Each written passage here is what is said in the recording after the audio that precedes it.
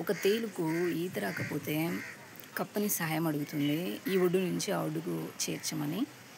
అప్పుడు దానికి కప్ప అంటుంది, "సరే చేరుస్తాను. కానీ నన్ను కుట్టవు కదా" అని అడుగుతుంది. ప్రామిస్ కుట్టను. ఎందుకంటే నాకు ఈత రాదు. ఒకవేళ కుడితే ఇద్దరం మునిగి చచ్చిపోతాము. అందుకని డెఫినెట్‌గా నేను నిన్ను కుట్టను అని చెప్తుంది. ప్రామిస్ చేస్తుంది. సో, ఆ ప్రామిస్‌ని నమ్మి కప్ప తన మీద ఎక్కించుకొని తేలుని నీళ్ళలో ఈదుకుంటూ వెళ్తూ ఉంటుంది. అప్పటికి మళ్ళీ అడుగుతుంది కప్ప, "నువ్వు కుట్టవు గదా!" అని. "కుట్టకూడదే?" అని అనుమానంగానే అడుగుతుంది.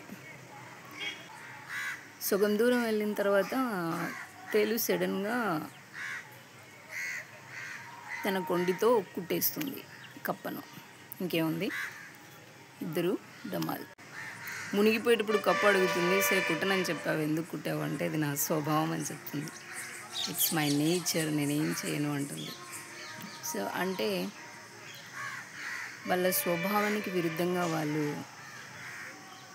చేయలేరేమో. ఇప్పుడు మనుషుల విషయానికొస్తే మనకు చాలామంది స్వభావాలు తెలియవు.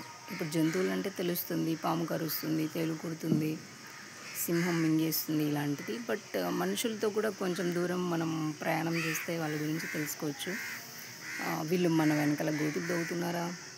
లేదా లాయల్‌గా ఉండట్లేదా?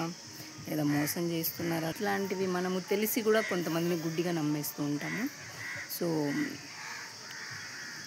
తీరా చేతులు కాలాక ఆకులు పట్టుకున్నట్టుగా ఉంటుంది. ఈ స్టోరీలో లాగా మనకి ఎదుటివారి స్వభావం తెలిసి దాన్ని అనుగుణంగా మనం నడుచుకుంటే కాస్త తక్కువ నష్టపోయే అవకాశం ఉండొచ్చు.